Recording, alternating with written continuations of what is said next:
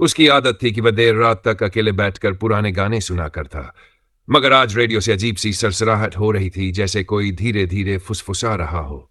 देव, सुन रहे हो? एक धीमी पर स्पष्ट आवाज आई। देव चौंक गया। रेडियो में कोई ब्रॉडकास्ट नहीं था, सिर्फ सफेद शोर। उसने घबरा कर रेडियो बंद कर दिया, लेकिन अगले ही पल किसी के कानों में फुसफुसाने की आवाज आई। मैं तुम्हारे पीछे खड़ी हूं। देव के रोंगटे खड़े हो गए। उसने तेजी से मुड़कर देखा, पर कमरे में कोई नहीं था, मगर तब उसे महसूस हुआ कोई बहुत नजदीक से उसके कान में सांस ले रहा था। अचानक देव की बाईं कनपटी में तेज झंझनाहट हुई, जैसे कोई नुकीली सुई उसके कान में घुस गई हो। वह दर्द से चीख पड़ा। उसने शीशे में देखा, उसके कान से काला धुआं निकल रहा था। अब तुम भी मेरे शिकार हो। उसका शरीर बर्फ की तरह ठंडा हो गया। उसकी आंखों के सामने अंधेरा छा गया और वह बेहोश हो गया। सुबह जब उसकी मां कमरे में आई तो देव की लाश फर्श पर पड़ी थी। उसका चेहरा डर से विकृत हो चुका था और उसका कान अंदर से पूरी तरह जला हुआ था, जैसे किसी ने उसे भीतर से खा लिया हो। लोग कहते हैं कन पिशाचिनी उन्हीं को शिकार बनाती है जो देर रात कानों में अजनबी फुसफुसाहट सुनते हैं। अगर तुम्हें भी कभी ऐसा लगे तो तुरंत कान बंद कर लेना, वरना अगला शिकार तुम भी हो सकते हो। देव की रहस्यमयी मौत के बाद पूरा मोहल्ला सहम गया था। कोई समझ नहीं पा रहा था कि उसका कान इस तरह जल कैसे गया। डॉक्टर भी हैरान थे, क्योंकि अंदरूनी टिश्यूज पूरी तरह राख में बदल चुके थे। देव का सबसे अच्छा दोस्त रोहित इस रहस्य को सुलझाना चाहता था। उसे यकीन था कि यह कोई साधारण हादसा नहीं था। उसने देव के कमरे की अच्छे से तलाशी ली और रेडियो पर उसकी नजर पड़ी। रेडियो चालू करते ही वही सरसराहट गूंज उठी। रोहित, अब तुम्हारी बारी है। रोहित ने झटके से रेडियो बंद कर दिया, लेकिन उसे ऐसा महसूस हुआ जैसे कोई अदृश्य ताकत उसके कान में सांस ले रही हो। उसने खिड़की से बाहर देखा। सड़क सुनसान थी, लेकिन हवा में एक अजीब सा कंपन था। उस रात रोहित को नींद नहीं आई। वह बिस्तर पर लेटा ही था कि अचानक उसे अपने दाएं कान में हल्की सी गुदगुदी महसूस हुई। सुनो मेरी कहानी। एक बेहद महीन ठंडी आवाज। रोहित ने डरते हुए कान बंद कर लिए, लेकिन आवाज गहरी होती गई। अब उसे किसी औरत के रोने की आवाज सुनाई देने लगी। मैं भी कभी इंसान थी, मेरे साथ धोखा हुआ, उन्होंने मुझे जिंदा जला दिया, और अब मैं हर उस इंसान के कान में बसती हूं जो मुझे सुनता है। रोहित ने जोर से चीखकर लाइट ऑन की। कमरे में कोई नहीं था, मगर उसका कान बर्फ की तरह ठंडा पड़ चुका था। वह तुरंत अपनी लैपटॉप पर इस बारे में खोज करने लगा। उसे एक पुरानी खबर मिली। 20 साल पहले एक लड़की मीरा को डायन कहकर जिंदा जला दिया गया था।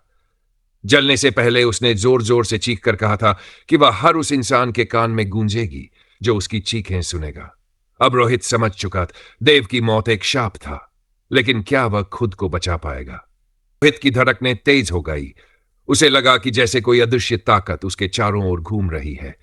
उसने घबराकर अपने कानों को हाथों से कसकर दबा लिया, लेकिन फिर भी वह सरसराहट जारी रही।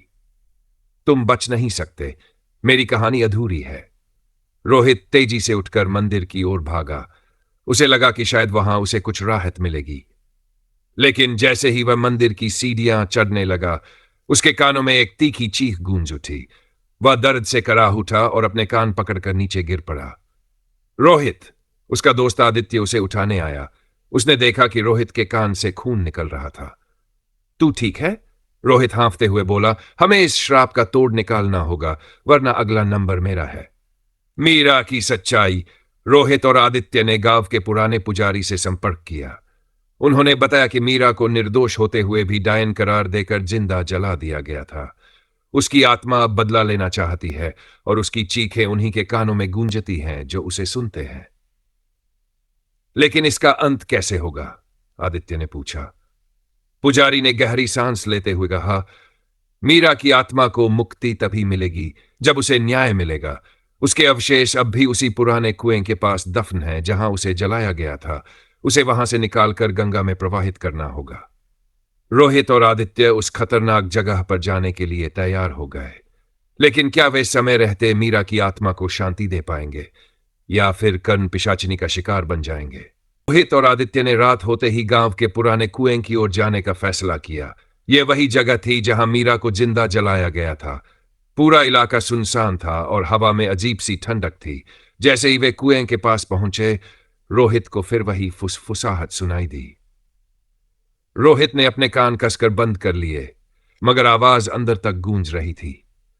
तभी अचानक कुएं के पास की जमीन हिलने लगी और वहां से राख से ढका एक कंकाल बाहर दिखने लगा। आदित्य ने डरकर पीछे हटते हुए कहा, ये क्या हो रहा है? रोहित समझ चुका था कि यही मीरा के अवशेष थे। उन्होंने जल्दी से उन हड्डियों को एक सफेद कपड़े में लपेटा और गंगा की ओर निकल पड़े। श्राप का अंत या नई मुसीबत। गंगा किनारे पहुंचते ही हवा और ठंडी हो गई। ऐसा लगा जैसे कोई अदृश्य ताकत उनके आसपास मंडरा रही हो। रोहित ने जल्दी से अवशेषों को गंगा में प्रवाहित किया और मीरा की आत्मा से प्रार्थना की, तुम्हें इंसाफ मिल गया, अब हमें छोड़ दो। कुछ पल के लिए सब शांत हो गया। रोहित और आदित्य को लगा कि अब सब कुछ खत्म हो गया है, मगर तभी रोहित के कान में फिर वही डरावनी फुसफुसाहट गूंज उठी। नहीं, अभी नहीं। रोहित का पूरा शरीर सुन्न पड़ गया। गंगा के पानी में हलचल हुई और वहां एक धुंधली छाया उभरने लगी। मीरा की आत्मा अब भी मुक्त नहीं हुई थी। क्या यह सब खत्म होने वाला था या कर्ण पिशाचिनी का आतंक अभी जारी रहेगा?